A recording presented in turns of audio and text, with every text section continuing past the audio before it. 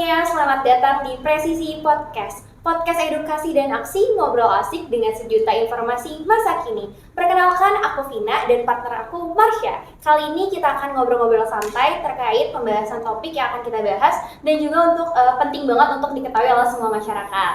Betul banget, Vin. Nah, di era digital ini kan, kita tuh gampang banget ya kalau mau mengakses informasi. Nah, tapi sayangnya karena perkembangan teknologi yang udah pesat, itu tuh jadi bermunculan juga nih modus-modus penipuan. Bener banget sih, Cak. Karena kan belakangan ini tuh banyak banget yang marak banget tuh modus-modus penipuan yang mengatasnamakan instansi pemerintahan, termasuk dari petugas dari Badan Karantina Indonesia ini. Nah, betul. Tapi sebelum masuk ke topiknya, mungkin aku jelasin dikit dulu kali ya, Barantin tuh apa sih?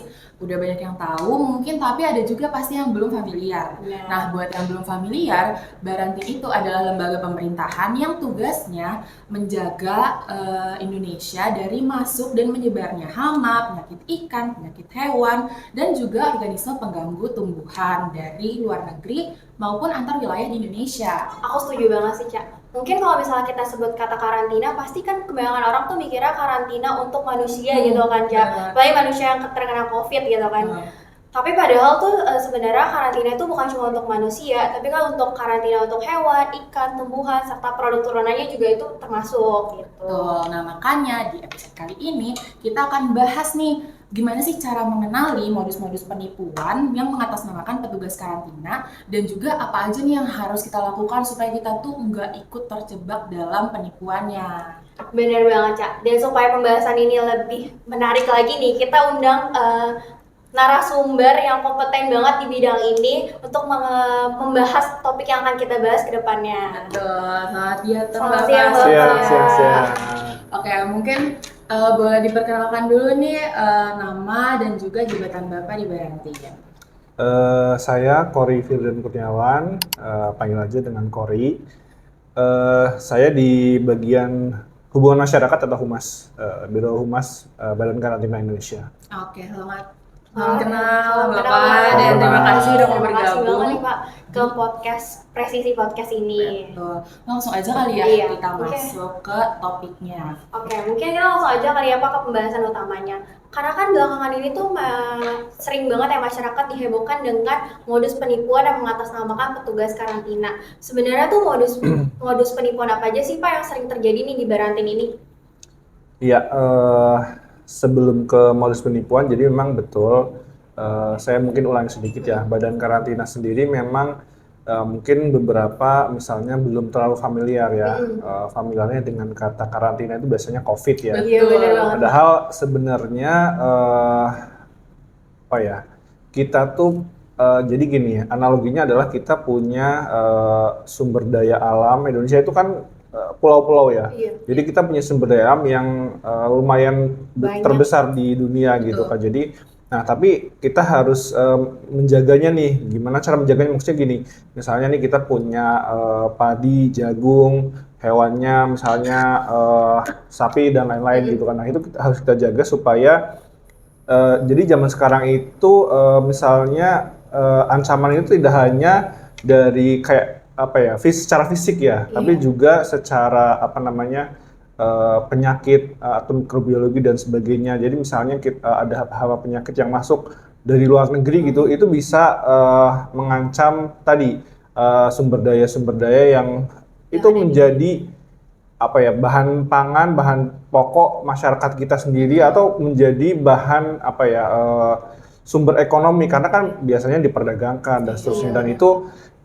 menjadi sangat krusial ketika misalnya ada penyakit yang masuk menyerang, itu bisa mengganggu produksi, mengganggu pangan. Itu kan tidak sejalan dengan visi pemerintah yang misalnya swasembada pangan dan sebagainya. Makanya Badan Karantina ada di situ. Nah, tapi memang kalau tadi isunya penipuan, nah memang ini yang menjadi hal menarik sih ke kita sendiri, ke Badan Karantina memang hampir sekitar lebih dari 60% mungkin banyak pengaduan terkait itu gitu. Makanya ini topiknya sangat pas banget, cocok banget terutama supaya masyarakat juga aware, juga tahu bahwa gimana sih sebenarnya cara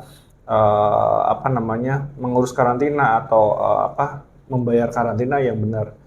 Banyak sih sebenarnya apa namanya modusnya seperti itu ya. Misalnya yang sering terjadi itu biasanya jual beli hewan atau apa namanya tanaman hias atau misalnya ikan hias seperti itu secara online. Ini seperti itu. Jadi eh, bahkan dari awal sampai akhir tuh ternyata itu terdeteksi itu oknum atau modus ya. Jadi si tokonya sendiri itu palsu sampai misalnya nih si apa namanya si masyarakatnya atau yang ininya beli kemudian membayar biaya pengiriman sampai ke karantina segala macam. Ternyata nggak ada juga barangnya gitu. Jadi itu salah satu. Ada beberapa sih modus yang lainnya yang ya harus diwaspadai sama masyarakat gitu sih. Ternyata modusnya beragam banget ya Pak. Banyak sih. Banyak banget.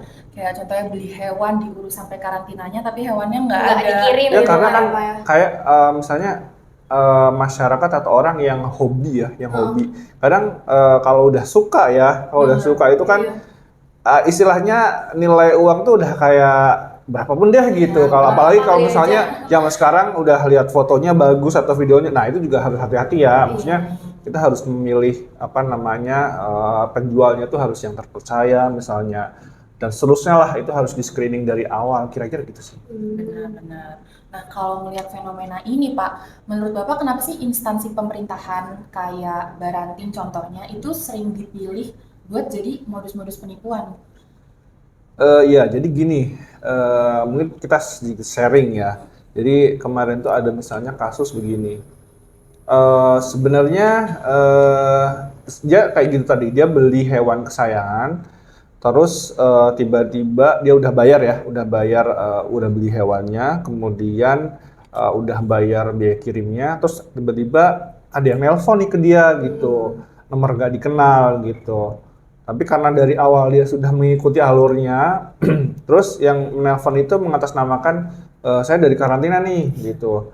Dan biasanya itu sih pakai kayak apa ya, kayak jadi membuat si apa namanya Korban. si korbannya ini itu merasa tertekan, takut dan tidak bisa berpikir secara apa ya logis ya atau secara biasa gitu karena mereka sistemnya gitu pakai kayak apa ya mungkin ya pokoknya supaya melalui telepon tapi percaya gitu bahkan kadang ada beberapa yang misalnya sambil mengirimkan foto atau apa namanya video yang entah dari mana atau dari AI atau segala macam ya kita harus hati-hati. Nah terus apa namanya nanti di situ dia nggak bisa tuh entah gimana korbannya jadi nggak berpikir panjang akhirnya ya udah ditransfer lagi padahal itu bukan dari apa namanya dari kita bukan dari petugas bukan Barantin dari ya, Pak? Barantin. Nah itu yang apa namanya harus Waspadai. diwaspadai. Nah nanti setelah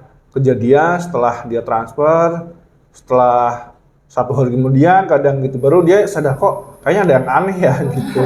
Nah baru nanya ke kita. Nah itu yang memang apa ya itulah perlunya kita edukasi. Kita banyak saluran-saluran yang bisa masyarakat akses. Cuma ya itu kadang kalau sudah dalam posisi seperti itu panik mungkin masyarakat juga tidak berpikir secara yang seharusnya gitu.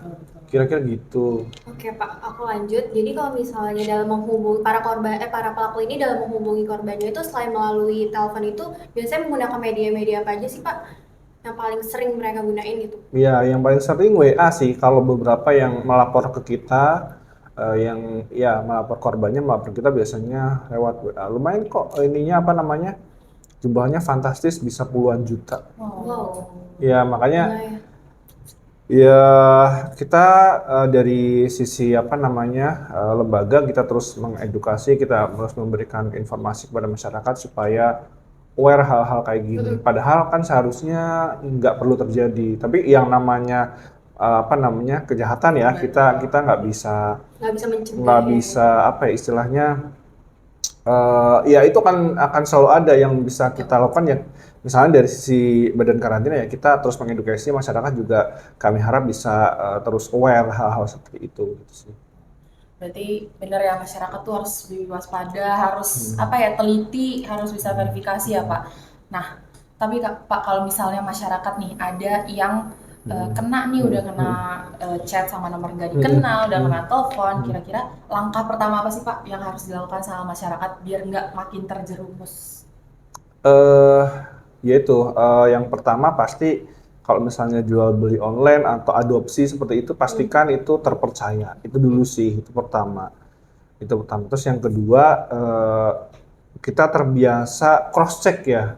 Maksudnya kita terhadap modus-modus kayak gitu, apalagi misalnya lewat telepon dan lain, kita jangan apa ya terlarut atau ikut jadi apa tersugesti seperti itu harus sekarang enggak. Coba cross check dulu media kita, media komunikasi kita banyak, media sosial, email, WA dan segala macam mudah gitu kan. Silakan bisa tanya, cross check. Ada juga sih beberapa kemarin alhamdulillah melaporkan melalui DM media sosial kita, alhamdulillah Pak kita nggak jadi apa namanya nggak jadi transaksi karena sudah melihat informasi dari Barantin gitu. Nah artinya masyarakat juga ya itu harus aware ya kalau mau misalnya mau beli kucing nih apa sih yang harus diperhatikan, nah dicek-cek dulu jangan langsung transfer seperti itu. gitu aja ya Pak ya. Atau kalau misalnya ada dari nomor tidak dikenal hati-hati gitu menjawabnya atau tidak perlu menjawab WA dulu. Jadi jangan panik lah, jangan langsung gitu. Jadi kita cari informasi yang benar dulu nih gitu sih. Berarti emang harus lebih berhati-hati aja, nggak boleh langsung gampang percaya sama informasi yang zaman sekarang kalau langsung percaya waduh. Gampang hoax gitu Iya. ya Pak ya. Dengan adanya AI ya, Ada itu gampang iya. manipulasi. Emang. Iya. Nah, Pak, supaya nih masyarakat bisa lebih apa ya, mudah itu untuk membedakan mana sih informasi yang real, mana informasi yang palsu. Mungkin bisa dijelasin sedikit Pak prosedur pelayanan yang resmi di Barantin. Nah, itu kira-kira untuk resminya tuh di Barantin sebenarnya kayak gimana sih Pak? Boleh di-share ke teman-teman? Ya, jadi buat teman-teman sebenarnya kita mudah ya kalau mengurus karantina itu mudah. Maksudnya selama ini kan kadang kita kalau terhadap birokrasi itu udah stigmanya udah ribet nih pasti nih gitu kan. Terus harus apa segala macam panjang gitu. Sebenarnya kalau di karantina sendiri kita sudah ada sistem online namanya permohonan tindakan karantina online atau PTK online. Nanti teman-teman bisa cek juga. Nah, kalau misalnya diuruskan, boleh aja sih, tapi artinya kita sudah memfasilitasi itu gitu. Artinya kalau lewat permohonannya lewat PTK online, itu nanti teman-teman bisa melihat prosesnya dari awal, dari permohonannya sudah sampai mana dan seterusnya. Bahkan nanti bayar berapa. Nah itu nanti sudah ada e-billingnya.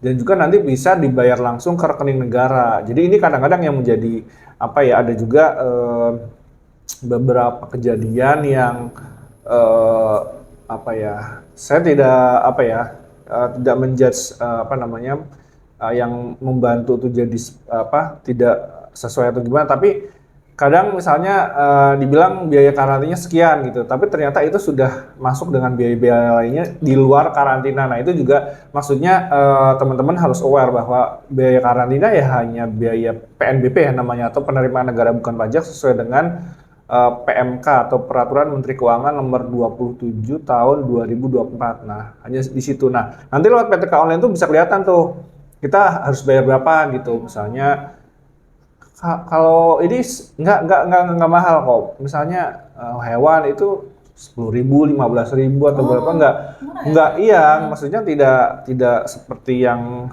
kalau misalnya teman-teman lihat di media sosial atau misalnya diurusin sama orang lain seperti itu ya. Artinya mungkin biaya yang lainnya itu misalnya ada biaya lain bukan di luar karantina kayak transportasi, pengurusan dokumen dan lain-lain. Nah mungkin maksudnya itu, tapi artinya jangan sampai terkecoh. Kemarin juga ada yang nanya, Pak kok biaya karantina mahal banget ya? Pas kita cek-cek ternyata itu bukan biaya karantina, tapi biaya lainnya yang dimasukkan dan diklaim menjadi biaya karantina. Padahal ya biaya karantina hanya itu aja, hanya semahal itu ya Pak? Enggak semahal itu. Jadi hanya sesuai dengan PMK, kemudian di-store ke negara. Jadi lewat PTK online tadi kelihatan semua tuh sampai terakhir nanti misalnya untuk sertifikatnya juga bisa di-download di situ. Jadi teman-teman bisa melihat lah di banyak sumber ya di Google atau di media sosial dan seterusnya cara permohonan karantina lewat PTK online. Gampang kok, maksudnya apa ya? Ya itulah, teman-teman harus memang kadang budaya literasi kita juga perlu ditingkatkan ya gitu kan. Jujur kadang saya sendiri juga kadang mau baca tuh kadang lebih enak nonton ya. Nah, makanya ya kita juga kalau dari sisi humas kita ngolah kontennya banyak juga, artinya kadang kita bikin video, kadang bikin gambar, kadang bikin tulisan, artinya kita berusaha menjangkau semua elemen masyarakat yang misalnya nggak pengen baca ya ada bacaannya, pengen nonton video juga ada kayak gitu. Artinya tapi harus mau mencari, harus budaya literasinya harus kayak gitu sih. Berarti emang mekanisme prosedur ini tuh emang udah secara resmi ya Pak ya. Dan kalau misalnya dari petugas Barantin ini tuh pernah nggak sih Pak kayak meminta pembayaran tambahan gitu untuk masuk transfer ke rekening pribadinya mereka? Ya itu tentu tidak, seperti yang tadi kita sampaikan ya, bahwa pembayaran penerimaan negara bukan pajak badan karantina ya disetor hanya ke rekening negara gitu, maksudnya nggak ada ke rekening pribadi. Itu justru indikasi ya, maksudnya hati-hati kalau ada yang minta-minta dibayar transfer dulu, atau ada beberapa modus tuh gini, misalnya ditransfer dulu DP nanti dibalikin, atau misalnya deposit dulu nanti dibalikin kok kalau udah beres. Nah, hati-hati tuh. Itu beberapa case yang disampaikan ke kita itu modusnya seperti itu. Jadi misalnya uang deposit gitu, atau uang muka, atau ada biaya denda, atau uang damai, itu nggak ada. Itu modus penipuan. Itu udah jelas modus penipuan. Jadi hati-hatilah kalau yang kayak gitu. Kalau kita pasti yang resmi tadi sesuai e-billing, nanti distorkannya langsung ke rekening negara, bukan rekening pribadi. Berarti emang resmi itu dari yang PTK online aja, Pak? Betul. Sumber resmi itu dari situ aja, pembayaran semuanya. Betul. Nah, itu penting banget tuh buat teman-teman tahu, buat masyarakat tahu. Nah, Pak, kalau misalnya kita nih, masyarakat menerima telepon atau chat dari yang orang yang mengatasnamakan petugas karantina gitu. Kan langkah pertamanya tadi kita bisa melapor nih, kita bisa juga ngelapor ke WhatsApp-nya official Barantin. Nah itu kira-kira gimana sih, kayak kita langsung bikin pengaduan aja kah, atau kayak ada surat atau gimana, dan biasanya tuh respon dari Barantin tuh kayak gimana sih kalau ada yang melapor gitu Pak? Iya, saya harap sih melapornya itu dalam rangka mencari informasi ya, bukan melapor sesudah kejadian, udah ditransfer misalnya, atau udah keluar biaya, sudah tertipu misalnya dalam hal ini, baru melapor ke kita. Artinya kita menyampaikan bahwa dari awal teman-teman masyarakat kiranya kalau ada hubungannya dengan, sebenarnya semuanya ya, semua transaksi online ya hati-hati ya, intinya itu. Tapi kalau misalnya ada hubungannya dengan karantina, silahkan dicari dulu informasinya. Melalui apapun, melalui Google, bisa kontak kita melalui WA, melalui DM, melalui komen di Instagram atau Facebook dan lain-lain, itu bisa. Nanti kita pasti respon seperti itu. Untuk cross-check misalnya gitu kan. Ada beberapa yang melakukan cross-check seperti itu. Pak, ini benar nggak sih? Nah, nanti kita bantu. Bisa, kita juga udah menyiapkan nomor WA di semua kantor kita di seluruh Indonesia. Itu kita ada WA centernya, ada WA officialnya, silahkan bisa ditanya juga di sana. Nah, kalau misalnya kejadian amit-amit ya gitu, amit-amit istilahnya, sampai kejadian tidak mencari informasi dulu dan terpaksanya harus sudah kadung ya, sudah terlanjur transfer, ya segera laporkan ke pihak berwajib gitu sih. Berarti emang harus cara memastikannya itu emang berasal dari website, dari WhatsApp-nya yang WhatsApp resminya Barantin. Aduh, belibet jadinya. Nah, berarti emang benar-benar harus dipastiin, harus diverifikasi banget ya Pak. Iya. Nah, buat mastiinnya nih Pak, gimana kita mastiin bawa informasi misalnya ada yang menghubungi kita nih Pak, itu tuh emang dari petugas benar-benar dari Barantin. petugas Barantin, benar-benar dari pihak karantina gitu. Yang pasti kita tidak ini ya, gini, ada beberapa modus yang menghubungi terus ada yang aneh-aneh gitu, misalnya minta uang, itu pasti bukan dari kita. Tapi kalau misalnya ragu, itu tadi bisa nanya ke kita, apakah nomor ini benar. Nah itu biasanya kita ada nomornya kok, semua yang kantor pusat sama kantor UPT seluruh Indonesia, masing-masing provinsi kita ada nomornya, itu juga bisa dicek di situ. Di link bio-nya Instagram kita taruh di situ juga. Semua nomor WA kantor karantina itu ada di situ semua. Jadi bisa cek. Selain nomor itu terindikasi.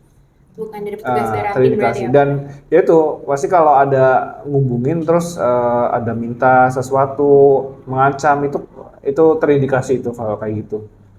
Kalaupun kita menghubungi pasti dengan prosedur sesuai dengan SOP ya, memperkenalkan diri. Dan tidak ada bayar-bayar, itu nggak ada kayaknya. Seperti itu. Nah, berarti di akunnya Barantin sendiri sebenarnya informasinya udah lengkap ya Pak? Udah ada nomor-nomor Iya, PT juga. Betul. Jadi buat teman-teman yang mungkin lokasinya jauh gitu, ada di luar pulau, bisa menghubungi ke UPT Iya, betul. itu ya. Iya. Nah, jadi teman-teman jangan sampai terburu-buru nih buat ambil keputusan, harus dipastiin dulu, bisa dihubungi dulu ke nomornya Barantin yang resmi. Nah, kalau misalnya mau cari informasi yang valid gitu, terus misalnya mau melakukan pengecekan, tadi kan Bapak udah mention tuh ada nomor-nomor UPT gitu. Untuk channel lainnya tuh sebenarnya Barantin punya apa aja sih Pak? Kalau kita media sosial ada Facebook, Instagram, TikTok juga, itu bisa dihubungi secara langsung baik di komentar maupun di DM. Kemudian tadi WA Center, kemudian email. Untuk saat ini memang untuk telepon secara langsung belum ada. Kita sedang berusaha, semoga nanti bisa terwujud ya, seperti itu. Ya itu sih. Cakupannya emang luas sebenarnya, media yang udah Barantin punya itu yang udah banyak, jadi jangan sampai salah gitu kan. Dan kalau aku lihat ya Vin, sebenarnya kalau misalnya aku lihat di Instagram Barantin tuh kalau misalnya ada yang komen tuh gercep banget dibalasnya. Bener, langsung banyak yang komen lagi ya. Itu sama Bapak sendiri tuh berarti? Hah? Sama Bapak Dari sendiri? tim humasnya? Oh, nanti ada timnya, ada tim tim adminnya lah, seperti itu kira-kira. Nah itu gercep banget. Jadi tim humasnya gacor sih Kak. Nah, dari pembahasan ini nih tuh benar-benar kayak ngebuka wawasan kita banget ya. Jujur pembahasan kayaknya tuh daging banget sih, kayak ternyata tuh modus penipuan tuh terjadi tuh dalam berbagai bentuk yang tadi kayak Pak Kori udah jelasin gitu ya Anca. Dan karena itu kita juga harus lebih teliti lagi, nggak mudah percaya. Udah di akun Barantinnya sendiri udah banyak banget informasi-informasi resmi, udah ada nomor-nomor Barantin juga, nomor UPT kayak gitu. Nah, ingat pokoknya kalau diminta data pribadi ataupun kalau diminta uang transfer ke rekening pribadi itu udah pasti penipuan ya. Benar banget Ca. Udah pasti penipuan. Dan yang paling penting nih, kalau misalnya terjadi hal itu harus selalu ngecek dulu informasi yang didapat itu udah benar belum sumbernya gitu kan. Jangan asal terima gitu aja gitu. Nah, mungkin pembahasan kita udah cukup padat kali ya. Cukup banget sih, semua udah kejawab banget sama Pak Kori tadi. Benar, kita juga jadi nambah wawasan kita ya. Benar banget. Kita sebagai hostnya juga jadi nambah wawasan, dan kita ucapin terima kasih banyak juga buat Pak Kori sebagai narasumber kita hari ini, udah mau berbagi ilmu dan juga informasinya sama kita, yang benar-benar bermanfaat banget ya. Bener banget. Dan mungkin kita udahan dulu ya. Betul. Aku Marsha dan aku Vina, pamit undur diri. Sampai jumpa di episode Presisi Podcast berikutnya. Tetap waspada, tetap kritis, dan sampai jumpa.